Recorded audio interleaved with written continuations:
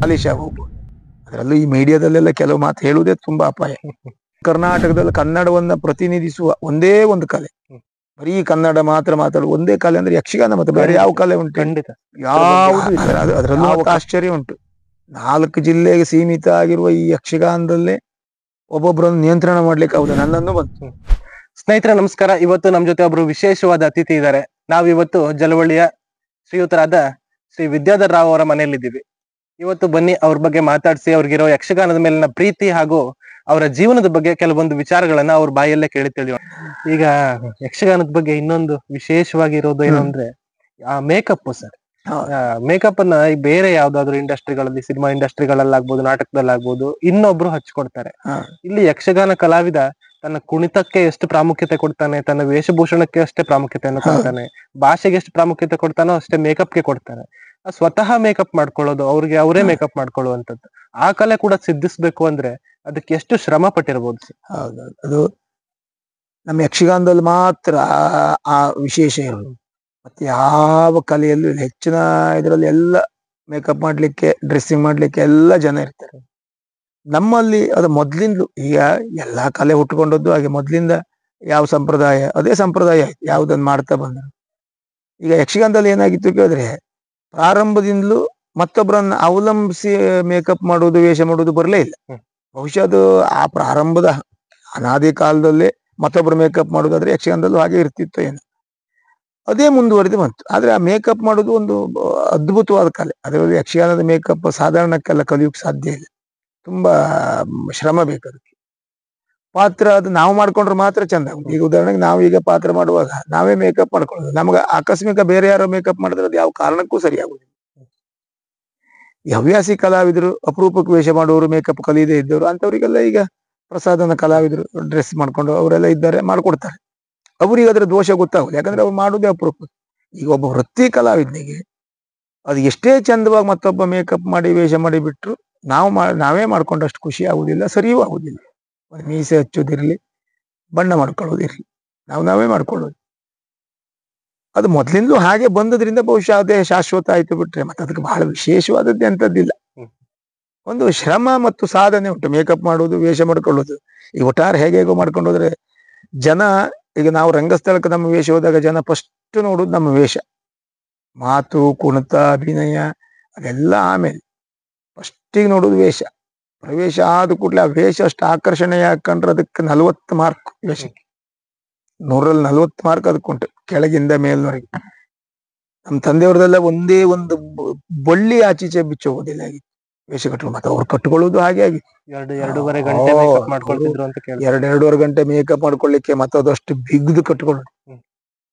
ಆಗದ ವೇಷದ ಸಾಮಗ್ರಿಗಳು ಹಾಗೆ ಇತ್ತು, ಅಷ್ಟು ಭಾರ, ಅಷ್ಟು ಗಟ್ಟಿ, ಹಾರ್ಡ್ ಆಗಿರ್ತಿತ್ತು. ಈಗೆಲ್ಲ ಬಿಡಿ, ಈಗೆಲ್ಲ ಪ್ಲಾಸ್ಟಿಕ್ ಸಾಮಗ್ರಿಗಳು, ಥರ್ಮಾಕೋಲ್, ಇದು ಕ್ಯಾದಿಗೆ ಮುಂದ್ಲಿ ಹಾಗೆಲ್ಲ ಬಂದಿದೆ. ಇದೆಲ್ಲ ಈಗ ಸುಲಭ. ಈಗ ಹಾಗೆಲ್ಲ ಅಲ್ಲ, ಒಂದೊಂದೇ ಅಟ್ಟೆ ಇಡ್ಬೇಕಿತ್ತು ವೇಷ ಸಾಮಾನು. ಅಂತ ಪರಿಸ್ಥಿತಿಯಲ್ಲೂ ಬಹಳ ಅಚ್ಚುಕಟ್ಟಾದ ವೇಷ ಅದು.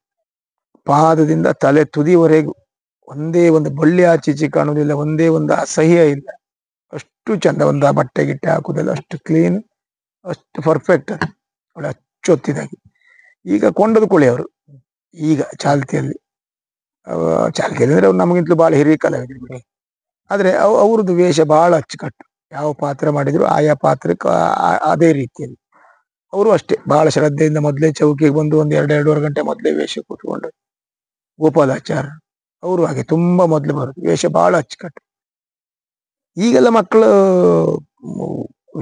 ಮಾತು ಕುಣಿತ ಎಷ್ಟು ವೇಗವೋ ವೇಷವೂ ಅಷ್ಟೇ ವೇಗ. ಈಗೆಲ್ಲ 3/4 ಗಂಟೆ 1 ಗಂಟೆಲೆಲ್ಲ ವೇಷ ಮಾಡ್ಕೊಳ್ಳೋರು ಇದ್ದಾರೆ ನಮ್ಮಲ್ಲಿ ಮಕ್ಕಳು. ಕೆಲವರು ಚಂದ ಮಾಡ್ಕೊಳ್ತಾರೆ, ಕೆಲವರು ಒಟ್ಟು ವೇಷ ಮಾಡ್ಕೊಂಡು ಹೋಗ್ತಾರೆ. ಅದು ಎಷ್ಟು ವೇಗದಲ್ಲಿ ಮಾಡ್ಕೊಂಡೆ ಅನ್ನೋದು ಮುಖ್ಯ ಅಲ್ಲ, ಟೋಟಲಿ ವೇಷ ಹೇಗೆ ಮಾಡ್ಕೊಂಡಿದ್ದಾನೆ ಅನ್ನೋದು ಮುಖ್ಯ. ಅದು ಕಲಾವಿದರಿಗೆ ಅದೊಂದು ಸಿದ್ಧಿಸಿದೆ. ಮತ್ತೆ ಯಕ್ಷಗಾನದ ಇನ್ನೊಂದು ವಿಶೇಷತೆ ಭಾಷೆಯ ಮೇಲಿನ ಹಿಡಿತ.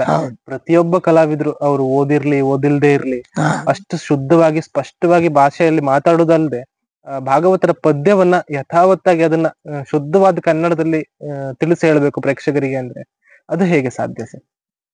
ಯಕ್ಷಗಾನದಲ್ಲಿ ಕನ್ನಡ ಮತ್ತು ಸಂಸ್ಕೃತ ಎರಡು ಬಿಟ್ರೆ ಮತ್ತೆ ಈಗ ಬೇರೆ ಬೇರೆ ಪಾತ್ರಗಳು ಕುದುರೆ ವ್ಯಾಪಾರಿ ಬಂದ್ರೆ ಸ್ವಲ್ಪ ಬೇರೆ ಭಾಷೆ ಮಾತಾಡೋದು, ಮಂತ್ರವಾದಿ ಬಂದ್ರೆ ಸ್ವಲ್ಪ ಬೇರೆ, ಅದೆಲ್ಲ ಬಿಡಿ. ಆದ್ರೆ ಯಕ್ಷಗಾನಕ್ಕೆ ಪರ್ಫೆಕ್ಟ್ ಆಗಿ ಮಾತಾಡುವುದು ಕನ್ನಡ ಮಾತ್ರ. ನಾವೀಗ ಹಗಲಿನಲ್ಲಿ ಈಗಲೇ ಮಾತಾಡುವಾಗ ಎಷ್ಟೇ ಮಾತಾಡಿದ್ರು ಬಹಳ ಯೋಚನೆ ಮಾಡಿ ಕನ್ನಡವೇ ಮಾತಾಡ್ಬೇಕು ಅಂದ್ರೆ ಅಲ್ಲಿ ಇಂಗ್ಲಿಷ್ ಶಬ್ದ ಬಂದು ಹೋಗ್ತದೆ. ಈಗ ಒಬ್ಬ ಕಲಿದೇ ಇದ್ದ ಹಳ್ಳಿ ಹೆಂಗಸು ಆದ್ರು ಅಥವಾ ಹಳ್ಳಿ ಹೆಡ್ಡನಾದ್ರು ಮಾತಾಡೋದು ಇಂಗ್ಲಿಷ್ ಮಧ್ಯದಲ್ಲಿ ಬಂದು ಹೋಗ್ತದೆ. ಆದ್ರೆ ಯಕ್ಷಗಾನ ಕಲಾವಿದರಿಗೆ ಮಾತ್ರ ಅದು ಯಾವ ಕಾರಣಕ್ಕೂ ಬರೋದು. ಎಲ್ಲೋ ಆಕಸ್ಮಿಕ ಯಾವುದೋ ನಿದ್ದೆ ಕಡಿಮೆ ಆಗಿಯೋ ಅಜಾಗ್ರತೆಯಲ್ಲೋ ಎಲ್ಲೋ ಯಾವುದೋ ಇದು ಪರಿಸ್ಥಿತಿಯಲ್ಲಿ ಎಲ್ಲಾದ್ರೂ ಒಂದೆರಡು ಶಬ್ದ ಬಂದದ್ದು ಇರ್ಬೋದು, ಬಂದವರು ಇದ್ದಾರೆ, ಬಂದಿದೆ, ಆಕಸ್ಮಿಕ. ಅದು ಬಿಟ್ರೆ 100ಕ್ಕೆ 100 ಪ್ರತಿಯೊಬ್ಬ ಯಕ್ಷಗಾನ ಕಲಾವಿದ ಅವ ಹೆಚ್ಚು ಕಲಿತವಾಗಿರ್ಲಿ ಪದವೀಧರನಾಗಿರ್ಲಿ ಏನು ಕಲಿದೇ ಇದ್ದವನಾಗಿ ಕನ್ನಡ ಒಂದು ಸ್ವಲ್ಪವೂ ತಪ್ಪುವುದಿಲ್ಲ. ಅದು ದೇವರು ಕೊಟ್ಟ ವರ. ನಿಜವಾಗಿ ಯಕ್ಷಗಾನವನ್ನ ಶಂಬೇಗೌಡರದ್ದು ಮೊನ್ನೆ ಅದು ಒಂದು ಹಳೆ ಭಾಷಣದ ವಿಡಿಯೋ ನೋಡಿದೆ ನಾನು. ಒಂದು ಅದ್ಭುತವಾದ ಒಂದು ಬೆಂಗಳೂರಿನ ಕಾರ್ಯಕ್ರಮದಲ್ಲಿ ಕೆರಮನೆ ಶಂಬೇಗೌಡರು ಪುಣ್ಯಾತ್ಮರು ಒಂದು ಒಳ್ಳೆ ಮಾತಾಡಿದ್ರು. ಯಕ್ಷಗಾನ ಕರ್ನಾಟಕದಲ್ಲಿ ಹುಟ್ಕೊಳ್ಳದೆ ಬೇರೆ ನಮ್ಮ ದೇಶದ ಯಾವುದೇ ಬೇರೆ ರಾಜ್ಯದಲ್ಲಿ ಹುಟ್ಟುಕೊಂಡಿದ್ರು ಅದು ರಾಷ್ಟ್ರ ಮಟ್ಟದ ಕಲೆ ಆಗ್ತಿತ್ತು. ಕರ್ನಾಟಕದಲ್ಲಿ ಹುಟ್ಟುಕೊಂಡದ್ರಿಂದ ಅದು ಬರೇ 3 ಜಿಲ್ಲೆಗೆ ಮಾತ್ರ ಸೀಮಿತ ಆಗೋಯ್ತು ಅಂತ. ನಿಜವಾಗಿ ಮುತ್ತಿನಂತ ಮಾತು. ಈಗ ನಾವೆಲ್ಲ ಅದ್ರ ಬಗ್ಗೆ ಮಾತಾಡುವಷ್ಟು ಅರ್ಹತೆಯೂ ಇಲ್ಲ, ಅದ್ರ ಬಗ್ಗೆ ಹೇಳುವಷ್ಟು ನಮಗೆ ಯಾವ ಬಲವೂ ಇಲ್ಲ. ಈಗ ನಾವು ಹೇಳಿದ್ರೆ ಅದು ಬಾಲಿಶ ಹೋಗ್ಬೋದು. ಅದರಲ್ಲೂ ಈ ಮೀಡಿಯಾದಲ್ಲೆಲ್ಲ ಕೆಲವು ಮಾತು ಹೇಳುವುದೇ ತುಂಬಾ ಅಪಾಯ. ಆದರೆ ಆ ಮಾತು ಮಾತ್ರ ಸತ್ಯ. ನೋಡಿ, ಕನ್ನಡವನ್ನು ಕರ್ನಾಟಕದಲ್ಲಿ ಕನ್ನಡವನ್ನ ಪ್ರತಿನಿಧಿಸುವ ಒಂದೇ ಒಂದು ಕಲೆ, ಬರೀ ಕನ್ನಡ ಮಾತ್ರ ಮಾತಾಡುವ ಒಂದೇ ಕಲೆ ಅಂದ್ರೆ ಯಕ್ಷಗಾನ. ಮತ್ತೆ ಬೇರೆ ಯಾವ ಕಲೆ ಉಂಟು? ಖಂಡಿತ ಯಾವುದೂ ಇಲ್ಲ. ಯಾವ ಕಲಾವಿದನು ಎಂತ ಪರಿಸ್ಥಿತಿಯಲ್ಲೂ ಕನ್ನಡ ಬಿಟ್ಟು ಬೇರೆ ಮಾತಾಡುವುದಿಲ್ಲ. ಆದ್ರೆ ನಮ್ಮ ಯಕ್ಷಗಾನ ಏನಾಗಿದೆ, ದಕ್ಷಿಣ ಕನ್ನಡ, ಉಡುಪಿ ಜಿಲ್ಲೆ, ಉತ್ತರ ಕನ್ನಡ, ಶಿವಮೊಗ್ಗ, ಮುಗೀತು. ಬೇರೆ ಎಲ್ಲೂ ನಮ್ಮ ಯಕ್ಷಗಾನ ಇಲ್ಲ. ಅದಕ್ಕೆ ಕಾರಣ ಎಂತದ್ದು ಕೇಳಿದ್ರೆ ಕಲಾವಿದನಿಗೆ ಎಂತದ್ದು ಕೇಳಿದ್ರೆ ಬದುಕಲಿಕ್ಕೆ ಬೇಕಾದದ್ದು ಒಂದು ದುಡಿಮೆ. ಅವ ಮಾಡದ ವೇಷಕ್ಕೆ ಅವನಿಗೆ ಸಂಬಳ ಸಿಕ್ಕಿದ್ರೆ ಆಯ್ತು, ಕಲಾವಿದನ ಜವಾಬ್ದಾರಿ ಮುಗೀತು. ಪ್ರೇಕ್ಷಕರು ಶಂಬೇಗೌಡರು ಇದನ್ನೇ ಹೇಳಿದ್ದಾರೆ. ಪ್ರೇಕ್ಷಕರು ಎಲ್ಲಿ ಕೇಳಿದ್ರೆ ಅವರಿಗೊಂದು ಮನರಂಜನೆ ಬೇಕಿತ್ತು, ಮನಸ್ಸಿಗೆ ಸ್ವಲ್ಪ ನೆಮ್ಮದಿ ಬೇಕಿತ್ತು. ಅವ್ರು ಯಕ್ಷಗಾನಕ್ಕೆ ಬಂದ್ರು, ಅದಷ್ಟು ಹೊತ್ತು ಕೂತರು, ಅಲ್ಲಿ ಪ್ರೇಕ್ಷಕನ ಜವಾಬ್ದಾರಿ ಮುಗೀತು. ಸಂಘಟಕ ಆಟ ವಹಿಸಿಕೊಂಡು ಅವನಿಗೆ ಲಾಭ ಆದ್ರೆ ಹಿಡ್ಕೊಂಡು ಹೋದ, ನಷ್ಟ ಆದ್ರೆ ಏನೋ ಮಾಡಿ ತುಂಬಿಕೊಂಡ, ಮತ್ತೆ ಅವ ಆ ಕಡೆ ಬರೋದಿಲ್ಲ, ಅವನ ಜವಾಬ್ದಾರಿ ಅಲ್ಲಿ ಮುಗೀತು.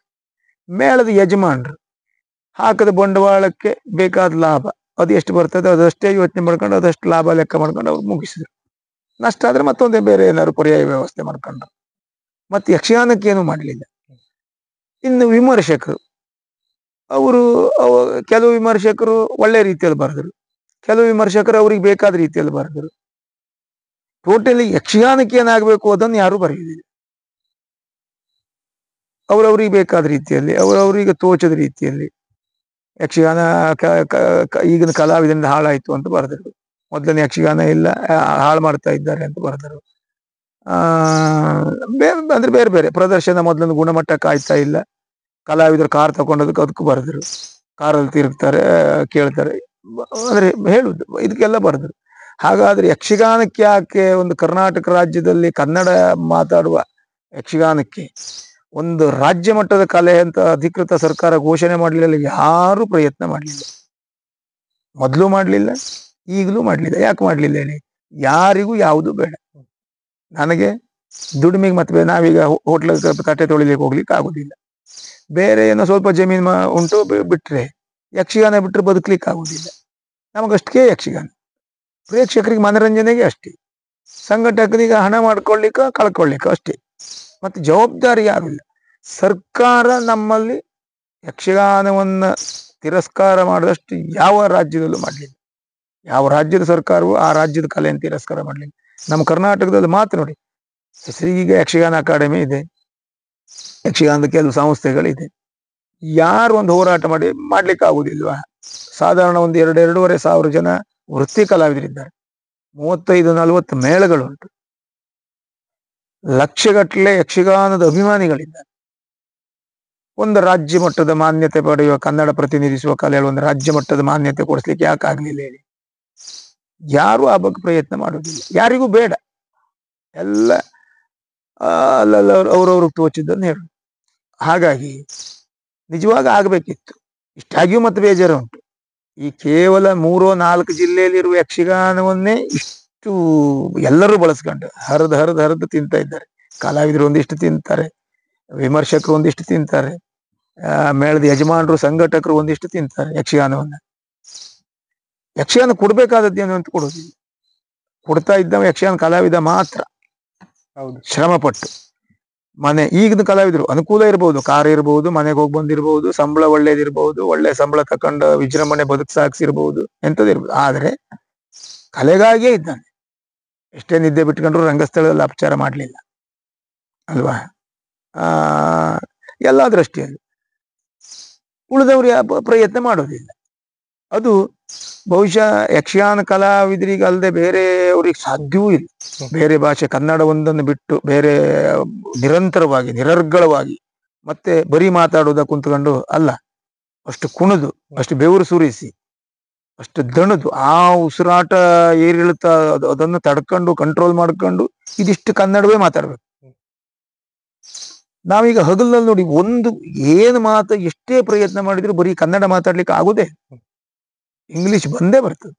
ಆದ್ರೆ ರಂಗಸ್ಥಳದಲ್ಲಿ ಬರುವುದಿಲ್ಲ. ಅದು ಯಕ್ಷಗಾನ ರಂಗಸ್ಥಳದ ಒಂದು ಹಿರಿಮೆ, ಮಹಿಮೆ. ಬೇರೆ ಯಾವ ರಂಗಸ್ಥಳದ ಯಾವ ಕಲಾವಿದನದಲ್ಲ, ಯಾವ ಕಲಾವಿದನ ಕೊಡುಗೆಯೂ ಅಲ್ಲ, ಯಾವ ಕಲಾವಿದನ ಸಾಧನೆಯೂ ಅಲ್ಲ. ಯಕ್ಷಗಾನ ರಂಗಸ್ಥಳಕ್ಕಿರುವ ಒಂದು ತಾಕತ್ತು. ಅಲ್ಲಿ ಯಾವ ಕಲಾವಿದ, ಒಬ್ಬ ಸಾಧಾರಣ ಕಲಾವಿದ ಏನು ಕಲಿದೇ ಇದ್ದವ ಯಕ್ಷಗಾನದ ಕಲಾವಿದ ವೇಷ ಮಾಡ್ಕೊಂಡು ಹೋದಾದ್ರೆ ಅವಳು ಕನ್ನಡವೇ ಹವ್ಯಾಸಿ ಕಲಾವಿದರೆಲ್ಲ ಬಿಡಿ, ಪಾಪ ಅವ್ರ ಬಗ್ಗೆ ಆಕ್ಷೇಪ ಮಾಡ್ಲಿಕ್ಕೂ ಇಲ್ಲ. ಇಂಗ್ಲಿಷ್ ಬೇರೆ ಭಾಷೆ ಬಂದು ಹೋಗ್ತದೆ. ಆದ್ರೆ ವೃತ್ತಿಯಾಗಿ ಸ್ವೀಕಾರ ಮಾಡ್ದ ಅದನ್ನ ಪಾಲನೆ ಮಾಡೇ ಮಾಡ್ತಾರೆ. ಅದು ರಂಗಸ್ಥಳದ ತಾಕತ್ತು ಬಿಟ್ರೆ ಕಲಾವಿದನ ತಾಕತ್ತಲ್ಲ. ಆ ವಾತಾವರಣ ಆಗಿ ಮಾಡ್ತದೆ ನೋಡಿ. ಬೇರೆ ಎಲ್ಲದಕ್ಕೂ ಸೀನ್ಗಳು ಉಂಟು, ಸಿನಿಮಾಕ್ಕೋ ನಾಟಕಕ್ಕೋ ಬೇರೆ ಎಲ್ಲದಕ್ಕೂ ಪರದೆ ಆದ್ರೂ ಒಂದು ಸೀನ್ ಉಂಟು. ಯಕ್ಷಗಾನದಲ್ಲಿ ಏನು ಉಂಟು ಹೇಳಿ? ಒಂದು ಸಿಂಹಾಸನ, ಹಿಂದ್ಗಡೆ ಒಂದು ನೀಲಿ ಪರದೆ, 6 ಕಂಬ, ಮುಗೀತು. ಅದೇ ದೇವಲೋಕ ಆಗ್ತದೆ, ನಾಗಲೋಕ ಆಗ್ತದೆ, ಭೂಲೋಕ ಆಗ್ತದೆ, ಉಪವನ ಆಗ್ತದೆ, ಆಸ್ಥಾನ ಆಗ್ತದೆ, ಅಂತಪುರ ಆಗ್ತದೆ. ಪ್ರೇಕ್ಷಕ ನೋಡುದು ಒಂದೇ ಸೀನ್, ಅದೊಂದೇ ಪರದೆ ಮಾತ್ರ. ಆದ್ರೆ ಆ ಪ್ರೇಕ್ಷಕ ಅಷ್ಟೊತ್ತಿಗೆ ಅವ ದೇವಲೋಕದಲ್ಲಿ ಇದ್ದೆ ಅಂತ ದೇವೇಂದ್ರ ಹೇಳಿದ್ರೆ ಅದು ದೇವಲೋಕವಾಗೇ ಪ್ರೇಕ್ಷಕ ಒಪ್ಕೊಳ್ತಾನೆ. ಅಂತಪುರ ಅಂತ ಹೇಳಿದ್ರೆ ಅದು ಅಂತಪುರ ಅಂತಲೇ ಪ್ರೇಕ್ಷಕ ಅದಕ್ಕೆ ರೆಡಿಯಾಗಿರ್ತಾನೆ. ರಾಜಸ್ಥಾನ ಅಂದ್ರೆ ಅದು ಆಸ್ಥಾನ ಅಂತಲೇ ಅದಕ್ಕೆ ಮನಸ್ಸಿನಲ್ಲಿ ತುಂಬಿಕೊಳ್ತಾನೆ. ಅಂದ್ರೆ ಯಕ್ಷಗಾನಕ್ಕೆ ಆ ಯಾವ ಸೀನ್ಗಳು ಅಗತ್ಯ ಇಲ್ಲ. ಈಗೆಲ್ಲ ಆಕರ್ಷಣೆಗೆ ಆನೆ ತರುವುದು, ಹಾವು ತರುವುದು ಅದೆಲ್ಲ ಮಾಡ್ತಾರೆ, ಬಿಟ್ರೆ ಅದೊಂದು ಆಕರ್ಷಣೆಗಷ್ಟೇ, ವಿಮರ್ಶೆಗೆ ಅಲ್ಲ. ಅದು ತರುವುದು ತಪ್ಪು ಅಲ್ಲ, ಜನರನ್ನ ಆಕರ್ಷಣೆ ಮಾಡ್ಲಿಕ್ಕೆ ಮಾಡ್ಬೇಕಾದದ್ದು. ಬಿಟ್ರೆ ಪ್ರೇಕ್ಷಕನಿಗೆ ಅದರ ಅನಿವಾರ್ಯತೆ ಇಲ್ಲ. ಯಾವ ಪ್ರೇಕ್ಷಕನು ನೀವು ನಿಜವಾದ ಹಾವು ತನ್ನಿ, ನಿಜವಾದ ಆನೆ ತನ್ನಿ ಅಂತ ಹೇಳುವುದಿಲ್ಲ. ಮಾತಿನಲ್ಲಿ 11 ಅಕ್ಷೋಹಿಣಿಯ 7 ಅಕ್ಷೋಹಿಣಿ, ಒಟ್ಟು 18 ಅಕ್ಷೋಹಿಣಿ ಸೇನೆ ಆಚೆ ಈಚೆ ನಿಂತಿದೆ. ಕೃಷ್ಣ ಅರ್ಜುನ ಮಾತಾಡ್ತಾ ಇರುವಾಗ ಪ್ರೇಕ್ಷಕ ಮಹಾಭಾರತ ಕುರುಕ್ಷೇತ್ರದಲ್ಲೇ ತಾನು ಇದ್ದಂಗೆ ಮಾಡ್ತಾನೆ, ಆ ಲೋಕದಲ್ಲೇ ಇರ್ತಾನೆ. ಸಿನಿಮಾದಲ್ಲಾದ್ರೆ ಆ ಸೆಟ್ಟಿಂಗ್ ಬೇಕು, ಸಂಭಾಷಣೆ ಕಟ್ ಮಾಡ್ಬೇಕು, ನಾಟಕದಲ್ಲಾದ್ರೆ ಆ ಪರದೆ ಬಿಟ್ಟಿರ್ಬೇಕು. ಯಕ್ಷಗಾನದಲ್ಲಿ ಅದಿಲ್ಲ ನೋಡಿ. ಯಕ್ಷಗಾನ ಪ್ರೇಕ್ಷಕ ಎಲ್ಲೂ ಅದನ್ನ ಆಕ್ಷೇಪ ಮಾಡ್ಲಿಲ್ಲ. ಯಕ್ಷಗಾನ ಕಲಾವಿದರು ಹೆಮ್ಮೆ ಪಡ್ಬೇಕಾದ ವಿಷಯ. ಆ ಕಾಲದಲ್ಲೂ ಇತ್ತು ಅದು, ಈ ಕಾಲದಲ್ಲೂ ಅದನ್ನ ಪ್ರೇಕ್ಷಕ ಒಪ್ಪಿದಾನೆ. ಕನ್ನಡ ಮಾತಾಡುವುದು ಅದು ದೇವರ ಅನುಗ್ರಹ ಅಷ್ಟೇ. ಆದ್ರೆ ಇಷ್ಟೆಲ್ಲ ಪ್ರಯತ್ನ ಮಾಡಿ ನಿಜವಾಗಿ ಒಂದು ಸರ್ಕಾರಿ ಮಟ್ಟದಲ್ಲಿ ದೊಡ್ಡ ಕೊಡುಗೆ ಯಕ್ಷಗಾನ ಕೊಡ್ಬೋದಿತ್ತು. ಕಥಕ್ಕಳಿ, ಕೂಚಿಪುಡಿ, ಭರತನಾಟ್ಯ ಮತ್ತು ಉಳಿದ ಯಾವ್ಯಾವುದೋ ಕಲೆಗೆಲ್ಲ ನೋಡಿ ರಾಷ್ಟ್ರ ಮಟ್ಟದ ಮಾನ್ಯತೆ ಇದೆ. ನಮ್ಮ ಯಕ್ಷಗಾನಕ್ಕೆ ಎಲ್ಲ ಒಂದು 3-4 ರಾಷ್ಟ್ರ ಪ್ರಶಸ್ತಿ, ಚಿಟ್ಟಾಣಿಯವರಿಗೆ ಒಂದು ಪದ್ಮಶ್ರೀ ಬಿಟ್ರೆ ಮತ್ತೆ ಯಾವ್ದು ರಾಷ್ಟ್ರ ಮಟ್ಟದ ಪ್ರಶಸ್ತಿಗಳು ಬರ್ಲಿಲ್ಲ. ನಮ್ಮ ಯಕ್ಷಗಾನಗಳಿಗೆ ನಮ್ಮ ಜಿಲ್ಲೆಯಲ್ಲಿ ಬಿಟ್ಟು ಹೊರಗಡೆ ಹೋದ್ರೆ ಯಾರಿಗೂ ಗೊತ್ತೂ ಇಲ್ಲ. ಯಕ್ಷಗಾನ ಅನ್ನೋ ಒಂದು ಕಲೆ, ಅದೊಂದು ನೃತ್ಯ ರೂಪಕವಾಗಿ ನೋಡ್ತಾರೆ ಹೊರತು ಅದ್ರ ಹಿನ್ನೆಲೆ ಆಗ್ಲಿ ಅದ್ರ ಬಗ್ಗೆ ಅದರಲ್ಲೂ ಮತ್ತೆ ಆಶ್ಚರ್ಯ ಉಂಟು. 4 ಜಿಲ್ಲೆಗೆ ಸೀಮಿತ ಆಗಿರುವ ಈ ಯಕ್ಷಗಾನದಲ್ಲೇ ಒಬ್ಬೊಬ್ಬರನ್ನು ನಿಯಂತ್ರಣ ಮಾಡ್ಲಿಕ್ಕೆ ಹೌದು, ನನ್ನನ್ನು ಬಂತು. ಇನ್ನು ನಾವು ದೇಶ ಮಟ್ಟದ ಕಲಾವಿದರಾದ್ರೆ ಹೇಗಾಗ್ಬಹುದಿತ್ತೇಳಿ. ಈಗ 4 ಜಿಲ್ಲೆ, ಬಯಲುಸೀಮೆಗೆ ಹೋದ್ರೆ ನಮ್ದು ಎಂತದ್ದು ನಡೆಯುವುದಿಲ್ಲ. ಬೆಂಗಳೂರಿಗೆ ಹೋದ್ರೆ ಉತ್ತರ ಕನ್ನಡ ದಕ್ಷಿಣ ಕನ್ನಡದವ್ರು ಮಾತ್ರ ಯಕ್ಷಗಾನಕ್ಕೆ ಬರ್ಬೇಕು, ಬಿಟ್ರೆ ಬೆಂಗಳೂರಿನವ್ರಿಗೆ ಎಂತದ್ದು ಗೊತ್ತಿಲ್ಲ. ಶಿವಮೊಗ್ಗ ಆಚೆ, ಬೆಂಗಳೂರು ಬೇಡ, ಶಿವಮೊಗ್ಗ ಆಚೆ ಹೋದ್ರೆ ಯಕ್ಷಗಾನ ಎಲ್ಲ ಕಡೆ ನಡೆಯುವುದಿಲ್ಲ. ಇಲ್ಲಿಂದ ಯಲ್ಲಾಪುರ ಆಚೆಗೆ ಹೋದ್ರೆ ಯಕ್ಷಗಾನ ಏನು ಅಂತ ಗೊತ್ತಿಲ್ಲ. ಮಂಗಳೂರಿಂದ ಆಚೆಗೆ ಹೋದ್ರೆ ಇಲ್ಲ. ಇದಿಷ್ಟೇ ವ್ಯಾಪ್ತಿ, ಇದಿಷ್ಟೇ ವ್ಯಾಪ್ತಿಯಲ್ಲಿ ಯಕ್ಷಗಾನ ಎಷ್ಟು ದೊಡ್ಡ ಕ್ರಾಂತಿ ಮಾಡಿದೆ. ಅದಕ್ಕೊಂದು ಈಗ ಸರ್ಕಾರದ ಒಂದು ಸಪೋರ್ಟ್ ಇದ್ರೆ, ರಾಜಕಾರಣಿಗಳು ಮಾಡಬೇಕಾದವರು ಹೇಳದಂತೆ ಮಾಡಿದ್ದಾದ್ರೆ ಯಕ್ಷಗಾನ ಎಲ್ಲಿಂದ ಎಲ್ಲಿಗೂ ಹೋಗ್ತಿತ್ತು. ಹೌದು. ನೋಡಿ, ಯಕ್ಷಗಾನ ಬೇರೆ ಎಲ್ಲ ಪ್ರಶಸ್ತಿಗಳು, ಎಲ್ಲಾ ರಂಗದ ಪ್ರಶಸ್ತಿಗಳು 20 ವರ್ಷ 30 ವರ್ಷದವರು ಕೊಡ್ತಾರೆ. ಯಕ್ಷಗಾನ ಕಲಾವಿದರಿಗೆ ರಾಜ್ಯೋತ್ಸವ ಪ್ರಶಸ್ತಿ ಕೊಡ್ಬೇಕಂದ್ರೆ 60 ವರ್ಷ ಆಗ್ಲೇಬೇಕು. 60 ವರ್ಷ ಅಂದ್ರೆ ಸಾಧಾರಣ ಒಂದು 15 ವರ್ಷ, 18, 16, 16, 17 ವರ್ಷಕ್ಕೆ ಯಕ್ಷಗಾನಕ್ಕೆ ಹೋದ್ರೆ ದೊಡ್ಡ ಕಲಾವಿದನ ಏನೋ ಸಾಧನೆ ಮಾಡಿದ್ರೆ ಅವ ಒಂದು ರಾಜ್ಯೋತ್ಸವ ಪ್ರಶಸ್ತಿ ಪಡಿಬೇಕು ಆದ್ರೆ ಬದುಕಿದ್ರೆ 60ನೇ ವರ್ಷ ದಾಟಬೇಕು.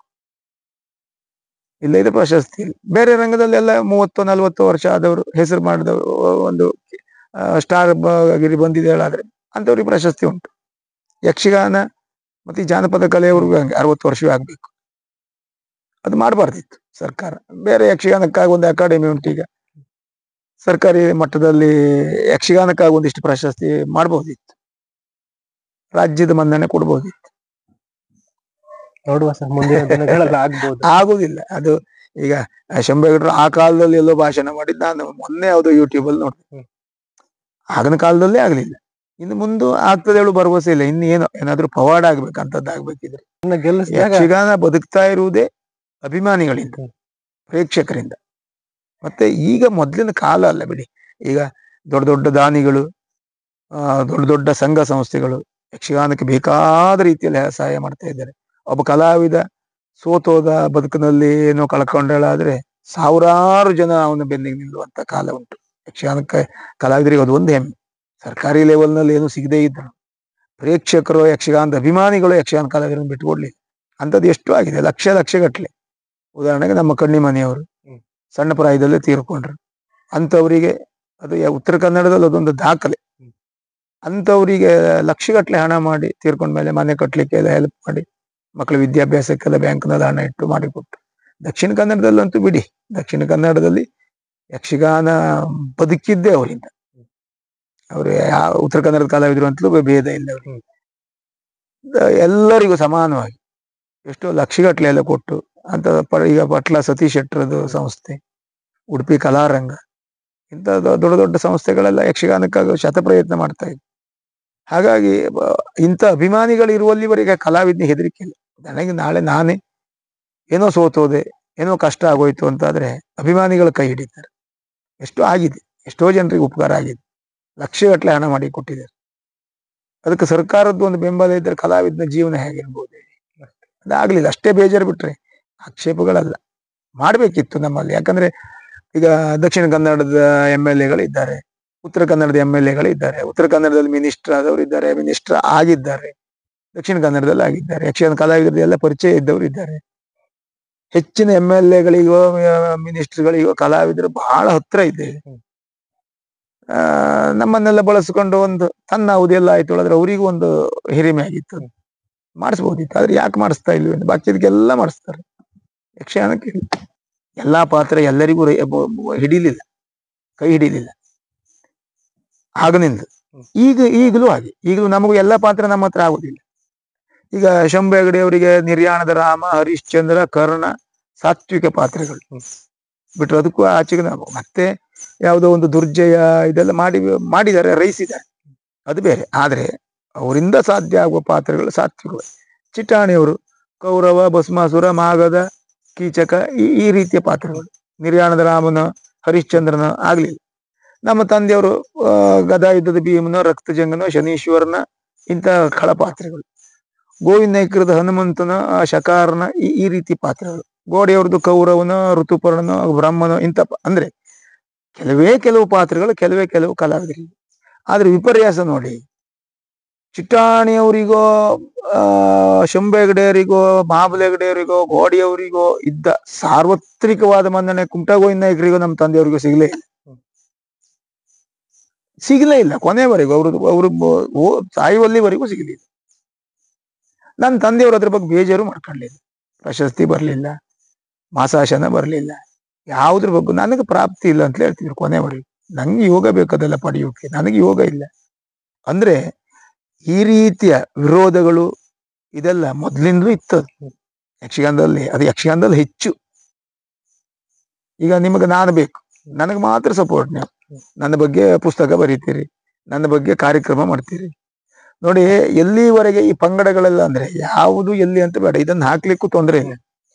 ನಾನೊಂದು 15 ವರ್ಷದಿಂದ ಒಂದ್ ಕಡೆ ಒಂದು ಮಠಕ್ಕೆ ಹೋದೆ, ನನ್ನ ತಂದೆಯವ್ರನ್ನ ಕರ್ಕೊಂಡು ಅಲ್ಲಿಯ ಒಬ್ಬ ಪ್ರಭಾವಿ ಲಾಯರ್ ಕರ್ಕೊಂಡು, ಮತ್ತೆ ನಮ್ಮ ತಂದೆಯವರ ತೀರಾ ಆತ್ಮೀಯರು ಒಂದು 2-3 ಜನ ಕರ್ಕೊಂಡು ಒಂದು ಮಠಕ್ಕೆ ಹೋದೆ. ನನ್ನ ತಂದೆಯವರ ಹೆಸರಲ್ಲಿ ಒಂದು ಸಪ್ತಾಹ ಮಾಡ್ಕೊಡ್ಬೇಕು ಅಂತ. ನೀವು ನಂಬಲಿಕ್ಕಿಲ್ಲ, ಆ ಮಠದ ಬಾಗಿಲಲ್ಲಿ, ಅದು ಆಫೀಸ್ ರೂಮ್ ಅಲ್ಲಿ, ನನ್ನ ತಂದೆಯವ್ರಿಗೆ ಆಗ್ಲೇ ಏಜ್ ಆಗಿದೆ, 3 ತಾಸು ಕಾಯಿಸಿದ್ದಾರೆ ನಮ್ಮನ್ನು. 3 ತಾಸು. ನಾನು ಹೋಗು ಅಂದೆ, ನಾನು ಬೇಡವೇ ಬೇಡ, ಹೋಗುವ. ಆದ್ರೆ ನಮ್ಮ ಒಟ್ಟಿಗೆ ಬಂದು ಲಾಯರ್ ಬಂದಾಗಿದೆ, ಹೋದ್ರೆ ಮತ್ತೆ ನಾವು ಅಹಂಕಾರ ಮಾಡ್ದಂಗೆ ಆಗ್ತದೆ, ಹಾಗೆ ಹೀಗೆ. ನನಗೇನು ಮನ್ಸಿಲ್ಲ. ಆಯ್ತು, ನಿಂತಾಯ್ತು. ಕೊನೆಗಂತೂ ಅಷ್ಟರ ಮೇಲೆ ಬಂದ್ರು, ಯಾರೋ ಅಲ್ಲಿಯವರೊಬ್ರು ಬಂದು ಒಳಗೆ ಕರ್ಕೊಂಡೋದ್ರು, ಮಾತಾಡಿ ಆಯ್ತು, ಯಾವುದು ವಿಮರ್ಶೆ ಮಾಡಿ ನಿಮಗೆ ವಿಚಾರಿಸಿ ನಿಮಗೆ ತಿಳಿಸ್ತೇವೆ, ಕಷ್ಟ ನೋಡುವ, ಒಂದು ಪ್ರಯತ್ನ ಮಾಡ್ತೇವೆ ಅಂತ ಹೇಳಿದವರು ಕೊನೆವರೆಗೂ ಮಾಡ್ತಿರೋ ಇಲ್ಲವೋ ಒಂದು ಉತ್ತರವೂ ಕೊಡ್ಲಿಲ್ಲ. ಆಗ ನನ್ನ ತಂದೆಯವರಿಗೆ ರಾಜ್ಯ ಪ್ರಶಸ್ತಿ, ರಾಜ್ಯೋತ್ಸವ ಪ್ರಶಸ್ತಿ ಎರಡೂ ಬಂದಿದೆ. ಸಾಧಾರಣ ಆಗ ಒಂದು 70-75 ವರ್ಷ ಇರ್ಬೋದು ಅವ್ರಿಗೆ, ಆಯ್ತಾ. ಅಂತವರಿಗೆ ನನ್ನ ತಂದೆಯವ್ರ ಹೆಸರಲ್ಲಿ, ನನ್ನ ಹೆಸರಲ್ಲಿ ಮಾಡ್ಲಿಕ್ಕೆ ಹೋದದ್ದು ಅಲ್ಲ. ಸರಿ, ಅವರಿಂದ ಉತ್ತರ ಬರ್ಲಿಲ್ಲ, ನಾನು ಮತ್ತೆ ಆ ಪ್ರಯತ್ನ ಮಾಡ್ಲಿಲ್ಲ. ಅದೇ ಮಠದಿಂದ ಬೇರೆ ಬೇರೆ ಕಲಾವಿದರಿಗೆ ಬೇಕಾದ ರೀತಿಯ ಸಪ್ತಾಹಗಳು, ಪಾಕ್ಷಿಕಗಳು, ಕಾರ್ಯಕ್ರಮಗಳು, ಪ್ರಶಸ್ತಿಗಳು ಅವ್ರ ಬೇಕಾದ್ದು ಕೊಡ್ತಾ ಇದ್ದಾರೆ. ನಮ್ಮದು ಅಲ್ಲಿಗೆ ಲಾಸ್ಟ್. ಮತ್ತೆ ಆ ಮಠಕ್ಕೆ ಕಾಲು ಹಾಕ್ಲಿಲ್ಲ, ಇನ್ನು ಹಾಕೋದು ಇಲ್ಲ, ಅದ್ರ ಬಗ್ಗೆ ಬೇಜಾರು ಇಲ್ಲ, ನಮಗೆ ಯೋಗ ಇಲ್ಲ, ಆಕ್ಷೇಪ ಅಲ್ಲ. ಅಂದ್ರೆ ಅದು ಮೊದಲಿಂದಲೂ ಆಗಿ. ಹೀಗಾಗಿ ನನ್ನ ಬಗ್ಗೆ ಒಂದು ಪಂಗಡ ವಿರೋಧಿಗಳ ಪಂಗಡ ಉಟ್ಕೊಂಡಿದೆ. ಅದಕ್ಕೆ ಕಾರಣ ನನ್ನ ದೌರ್ಬಲ್ಯ ಅಂತಾದ್ರೆ ನಾನು ಪ್ರಾಮಾಣಿಕವಾಗಿ ತಿದ್ದುಕೊಳ್ತೇನೆ. ಹಾಗೆ ನಿಮ್ಮ ಮೆಚ್ಚಿನ ಕಲಾವಿದ್ರ ಬಗ್ಗೆ 1-2 ಮಾತುಗಳನ್ನ ಹೇಳೋದಿದ್ರೆ? ನನಗೆ ತುಂಬಾ ಇಷ್ಟದ ಕಲಾವಿದರು ಬಳಕೂರು ಕೃಷ್ಣಯಾಜಿ ಅವರು. ನನಗೆ ಬಹಳ ಇಷ್ಟ. ಅವರ ವೇಷ, ಅವರ ರಂಗವನ್ನ ಬಳಸ್ಕೊಳ್ಳುವ ಕ್ರಮಗಳು ಬಹಳ ಪ್ರೀತಿ. ಮೊದ್ಲಿಂದಲೂ ನಾನು ಯಾಜಿ ಅವರನ್ನು ಬಹಳ ಮೆಚ್ಚಿಕೊಂಡ. ತುಂಬಾ ಜನ ಹೇಳ್ತಾರೆ ನನ್ನ ವೇಷದಲ್ಲೂ ಸ್ವಲ್ಪ ಯಾಜಿಯವರ ಇದಿದೆ ಅಂತ. ಮತ್ತೆ ಕೊಂಡದ ಕುಳಿಯವರು, ಬಾಕಿ ವಿಭಾಗದಲ್ಲಿ ಕೊಂಡದ ಕುಳಿಯವರು, ಗೋಪಾಲಾಚಾರ್ಯ ಅವ್ರ ಬಗ್ಗೆ ನನಗೆ ಬಹಳ ಪ್ರೀತಿ. ಅವರ ವೇಷಗಳೇ ಬಹಳ ಇಷ್ಟ. ನನಗೆ ಯಕ್ಷಗಾನದಲ್ಲಿ ಬಹಳ ಪ್ರಭಾವ ಬೀರಿದವರು ಯಾಜಿಯವರಾದ್ರು. ನಾನು ಇವರನ್ನ ಕಣ್ಣಿಮನಿಯವರನ್ನ ಬಹಳ ಮೆಚ್ಚಿಕೊಂಡಿದ್ದೆ. ಪಾಪ ಯಕ್ಷಗಾನದಲ್ಲಿ ಇರ್ಬೇಕಿತ್ತು. ಯಕ್ಷಗಾನದಲ್ಲಿ ಒಂದು ಅನರ್ಘ್ಯ ರತ್ನ. ಯಕ್ಷಗಾನಕ್ಕೆ ಹೊಸ ಪ್ರೇಕ್ಷಕರನ್ನ ಸೃಷ್ಟಿ ಮಾಡಿದ ಒಬ್ಬ. ಒಂದು ಕಾಲದಲ್ಲಿ ಯಕ್ಷಗಾನಕ್ಕೆ ಬಂದವರೆಲ್ಲ, ಈ ಅರ್ಜುನ ಇರುವ ಕಾಲದಲ್ಲಿ ಹೊಸದಾಗಿ ಶಸ್ತ್ರಾಭ್ಯಾಸ ಮಾಡುವ ಕ್ಷತ್ರಿಯ ಮಕ್ಕಳೆಲ್ಲ ಅರ್ಜುನನ ಫಾಲೋ ಮಾಡ್ತಿದ್ರಂತೆ, ಅರ್ಜುನನ್ನೇ ಅನುಕರಿಸ್ತಿದ್ರು ಅಂತ. ಅವನ್ ನೆನ್ಪು ಮಾಡ್ಕೊಂಡೇ ಬಿಲ್ಬಾಣ ಹಿಡಿತಿದ್ರು. ಹಾಗೆ ಕಣ್ಣಿ ಮನೆಯವ್ರ ಕಾಲದಲ್ಲಿ ಯಕ್ಷಗಾನಕ್ಕೆ ಬಂದವರೆಲ್ಲ ಕಣ್ಣಿ ಮನೆಯವರನ್ನೇ ನೆನ್ಪು ಅವನನ್ನೇ ಅನುಸರಣೆ ಮಾಡಿದ್ವಿ ಅಂತ ಒಬ್ಬ ಕಲಾವಿದ. ಅವರೆಲ್ಲ ಬಹಳ ಪ್ರೀತಿಯವರು, ನಾನು ಮೆಚ್ಕೊಂಡವ್ರು. ನನಗೆ ಬಹಳ ಪ್ರೀತಿಯವರು ಯಾಜಿಯವರು. ಅವ್ರ ಬಗ್ಗೆ, ಅವರ ವೇಷಗಳ ಬಗ್ಗೆ, ಈಗಲೂ ಅವ್ರಿಗೆ 65 ವರ್ಷ, ಈಗಲೂ ರಂಗಕ್ಕೆ ಬಂದ್ರೆ ಯಾಜಿಯವರು. ಅವರನ್ನ ಇದ್ ಮಾಡ್ಲಿಕ್ಕೆ ಯಾರ ಹತ್ರ ಸಾಧ್ಯ ಇಲ್ಲ. ಆ ಸ್ವರ, ಆ ವೇಷ, ಯಾವುದೇ ಪಾತ್ರ ಮಾಡಿದ್ರು ನಾನು ಅವರೊಟ್ಟಿಗೆ ತುಂಬಾ ಪಾತ್ರ ಮಾಡಿದ್ದೆ. ನಾನು ತುಂಬಾ ತಿದ್ದಿದ್ದಾರೆ. ವೈಯಕ್ತಿಕವಾಗಿಯೂ ನನ್ನನ್ನು ತುಂಬಾ ತಿದ್ದಿದ್ದಾರೆ. ನಾನು ಸ್ವಲ್ಪ ಮುಂಗೋಪಿ ಆಗಿತ್ತು. ನನ್ನೊಟ್ಟಿಗೆ ತುಂಬಾ ಆಟಕ್ಕೆ, ನನ್ನ ಮೇಳದಲ್ಲೆಲ್ಲ ಇದ್ದರು ಅವರು. ಆನಂತರ ನನ್ನ ಟ್ರೂಪ್ಗೆಲ್ಲ ಬರ್ತಿದ್ರು. ನಾವು ಸ್ವಲ್ಪ ಸಿಟ್ಟು ಬೇಗ ಮಾಡ್ತಿದ್ವಿ. ನನ್ನ ಸಿಟ್ಟನ್ನು ಕಡಿಮೆ ಮಾಡಿದವ್ರೆ ಅವ್ರು ಯಾವ ಕಾರಣಕ್ಕೂ ಯಾವ ಸಂದರ್ಭದಲ್ಲೂ ಸಿಟ್ಟು ಮಾಡುವುದಿಲ್ಲ. ಯಾಜಿಯವ್ರಿಗೆ ಸಿಟ್ಟು ಬರುವುದೇ ಇಲ್ಲ. ಸಹಿಸ್ಕೊಂಬೇಕಪ್ಪಿ ಅಂತಿದ್ರು. ಅಪ್ಪಿ ಸಿಟ್ಟು ಮಾಡಬೇಡ, ಸಿಟ್ಟು ಮಾಡ್ರೆ ಯಾವ ಕೆಲಸವೂ ಆಗುದಿಲ್ಲ ಅಂತಿದ್ರು. ಅಲ್ದೆ ಇದ್ರ ಕೆಲವು ನಾವು ಆಟಕ್ಕೆ ಹೋದಲ್ಲಿ ಏನಾದ್ರು ವ್ಯವಸ್ಥೆಗಳು ನಾನು ಒಂಚೂರು ಹಂಗಾಗಿ ಮಾತಾಡ್ಬಿಟ್ರೆ, ನೀವು ಮಾತಾಡ್ಬಿಡೋದಿಲ್ಲ, ನಾ ಮಾತಾಡ್ಕೊಳ್ತೇನೆ, ನೀವು ಕೂತ್ಕೊಂಡು ನಾವು ಕಳಿಸ್ತೀವಿ. ಅಂದ್ರೆ ಆ ಸಹನೆ ಅನ್ನೋದು ಏನು ತೋರಿಸ್ಕೊಟ್ಟವ್ರು ಯಾಜಿಯವರು. ಆ ಕೊಡುಗೆ ಉಂಟು. ಮತ್ತೆ ಕೊನೆಯದಾಗಿ ನಿಮ್ಮ ಅಭಿಮಾನಿಗಳಿಗೆ 1-2 ಮಾತನ್ನ ಹೇಳೋದಿದ್ರೆ? ಅಭಿಮಾನಿಗಳಿಗೆ ಯಕ್ಷಗಾನವನ್ನು ನೋಡಿ, ಯಕ್ಷಗಾನವನ್ನು ಪ್ರೀತಿ ಮಾಡಿ. ಮತ್ತೆ ನಾನೀಗ ಕೌಲಕ್ಕಿಯಲ್ಲಿ ಒಂದು ಯಕ್ಷಗಾನ ಶಾಲೆ ನಡೆಸ್ತಾ ಇದ್ದೇನೆ 6 ವರ್ಷದಿಂದ. ತುಂಬಾ ವಿದ್ಯಾರ್ಥಿಗಳು, ಈ ಒಂದು 35 ಜನ ಇದ್ದಾರೆ. ತುಂಬಾ ಜನ ಒಳ್ಳೆ ರೀತಿಯಲ್ಲಿ ಕಲ್ತಿದ್ದಾರೆ. ಸ್ವಲ್ಪ ವಯಸ್ಸಾದವರು ಇದ್ದಾರೆ, ಮಕ್ಕಳಿದ್ದಾರೆ, ಕಾಲೇಜ್ ವಿದ್ಯಾರ್ಥಿನಿಯರಿದ್ದಾರೆ. ಮುಗುವ ಗಣೇಶ್ ನಾಯ್ಕರಲ್ಲಿ ಗುರುಗಳು. 6 ವರ್ಷದ ಹಿಂದೆ ನನ್ನ ತಂದೆಯವ್ರ ಕೈಯಲ್ಲೇ ಉದ್ಘಾಟನೆ ಮಾಡಿಸಿದ್ದದ್ದು. ತುಂಬಾ ಚೆನ್ನಾಗಿ ನಡೀತಾ ಇದೆ. ಸರ್ಕಾರದಿಂದೆಲ್ಲ ಏನು ಸಿಗ್ತಾ ಇಲ್ಲ. ನಾನು ಒಂದು ಮಿನಿಮಮ್ ಮಕ್ಕಳಿಂದ ತಕೊಂಡು ಮತ್ತೆ ನನ್ನ ಕೈಯಂದೇ ಹಾಕಿ ತಂದೆಯವರು ಉದ್ಘಾಟನೆ ಮಾಡಿದ್ದು, ಅದನ್ನು ನಿಲ್ಲಿಸಬಾರ್ದು. ಮತ್ತೆ ನನ್ನ ಹೆಂಡತಿಯ ನೋಡ್ಕೊಳ್ತಾಳೆ. ಅವಳು ಯಕ್ಷಗಾನದ ವೇಷ ಮಾಡುತ್ತಾಳೆ ಮತ್ತು ಭಾಗವತಿಗೆ ಕಲಿತಾ ಇದ್ದಾಳೆ. ಈಗೆಲ್ಲ ಭಾಗವತಿಗೆ ಹೋಗ್ತಾಳೆ ಈಗ, ಅಂದ್ರೆ ಬೇರೆ ಎಲ್ಲೂ ಹೋಗುದಿಲ್ಲ, ನಮ್ಮ ಮಕ್ಕಳಿಗೆ ಇದು ಮಾಡ್ತಾಳೆ. ಯಕ್ಷಗಾನ ಶಾಲೆ ಸಂಪೂರ್ಣ ಜವಾಬ್ದಾರಿ ಅವಳದೆ, ನಾನು ಹೋಗುದಿಲ್ಲ. ಮತ್ತೆ ನನಗೆ ವಿದ್ಯಾರ್ಥಿಗಳಿಗೆ ಹೇಳ್ಕೊಡುವಷ್ಟು ನನಗೂ ಬರುವುದಿಲ್ಲ. ನಾನು ವೇಷ ಮಾಡ್ತೇನೆ ಬಿಟ್ರೆ ಮತ್ತೊಬ್ಬರಿಗೆ ಕುಣಿತ ಕಲಿಸುವಷ್ಟೆಲ್ಲ ನನಗೂ ಇಲ್ಲ. ಈ ನಮಗೆಲ್ಲ ಯಕ್ಷಗಾನದ ತಾಳ ಅದೆಲ್ಲ ಹೇಳಲಿಕ್ಕೆಲ್ಲ ಬರುದಿಲ್ಲ. ನಾನು ಕುಣಿತೇನೆ ಅಷ್ಟೇ, ಸ್ವಂತ ಕಲ್ತಿದ್ದು, ಶಾಸ್ತ್ರೀಯವಾಗಿ ಕಲ್ತದ್ದಲ್ಲ. ಹಾಗಾಗಿ ನನಗದು ಬರುವುದಿಲ್ಲ. ಅದಕ್ಕೆ ನಾನು ಗಣೇಶ್ ನಾಯ್ಕರನ್ನ ಆಯ್ಕೆ ಮಾಡಿ ಅವ್ರು ಚೆನ್ನಾಗಿ ಕಲಿಸ್ತಾರೆ. ವಿದ್ಯಾರ್ಥಿಗಳು ಒಳ್ಳೆ ರೀತಿಯಲ್ಲಿ ಇದ್ದಾರೆ.